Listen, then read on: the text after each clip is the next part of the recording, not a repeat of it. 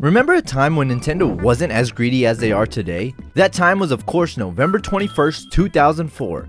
The release of Nintendo's newest handheld would make its way on shelves with a rather large impact for Nintendo's audience. The Nintendo DS was something unexpected from this era of gaming. This new handheld came packed with an abundance of new features that were different from Nintendo's previous handhelds. To start, the Nintendo DS came with two LCD screens stacked in a vertical layout, which is where people believe the initials DS came from, meaning dual screen.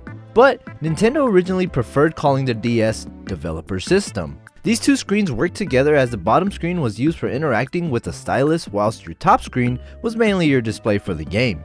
Below your bottom touchscreen was a built-in microphone, something you never really saw in handhelds at the time. The Nintendo 64 and GameCube had certain games which allowed the use of wired microphones, but never really in a handheld. Alongside new screens and a microphone came the ability to play games online with Nintendo's Wi-Fi connection, something that wasn't big with Nintendo's prior consoles. Before this, local multiplayer with connection cables was really all Nintendo was capable of doing. Don't think about Phantasy Star Online for the GameCube. On top of all these new features, the DS was also backwards compatible with Game Boy Advance titles. A very smart move on Nintendo's part, as this would allow games from the last generation of consoles to be experienced on a better device. All these features built into a clamshell design reminiscent of a Game Boy Advance SP, and it was announced that this new handheld was going to be its own distinctive console of the 21st century. But there's one feature that I feel like not enough people talk about, which came from the Nintendo DS. The DS Download Play feature. Let me explain. 7 months prior to the release of the DS, if you wanted to play Kirby and the Amazing Mirror with your big brother, you both needed to have a console of the Game Boy Advance family, you both needed to own separate copies of Kirby and the Amazing Mirror, and you both needed to share a Game Boy Advance Game Link cable.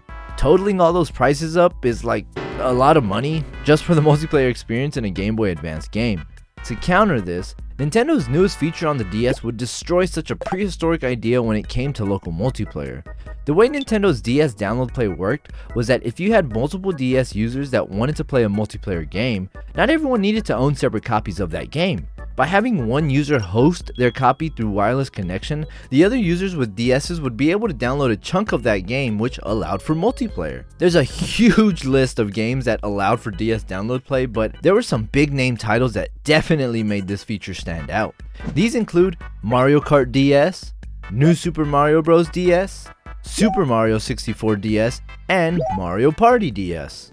One of my best memories with this feature as a kid was being at my grandparents' house with my cousins, who coincidentally had R4 cards, which was really cool, and I wondered how they had so many games, to be honest, and playing so many games through the DS Download Play feature. Because although you can just have one player host the multiplayer lobbies, I think my cousins kinda came in clutch with the amount of games they had on that R4 card. With this in mind, the DS Download Play feature allowed up to 8 players at a time to join a host. This was perfect for games like Mario Kart DS, where a big lobby of players meant much more fun and havoc. Honestly, this probably was one of the best games for the DS you could play, and I don't think you can deny it either. And you wanna know something even cooler than just the original model DS having it? The DS Download Play feature kept on being added to members of the DS family. I'm talking DS Lite, I'm talking DSi, I'm talking 2DS, 3DS, all the news and the XLs. If you had a handheld that had a hinge and a DS in the name, you were able to use this feature.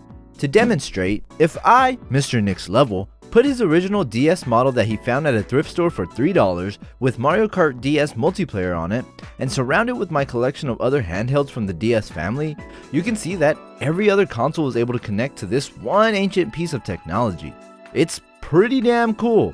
So cool, in fact, that the 3DS actually has its own DS download function that of course only allows for 3DS games to be played with each other.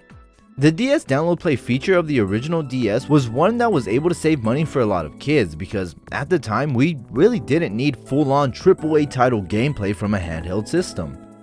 Now, granted, some games were a little odd, such as Kirby Superstar Ultra, in the sense that in order to play through the download play, you still needed to look at player 1's screen, so imagine having to focus on a tiny LCD screen just to play multiplayer. Kinda crazy, but this feature was a product of the old Nintendo, straight from the gold Nintendo, chop up the soul Nintendo. Okay, bye.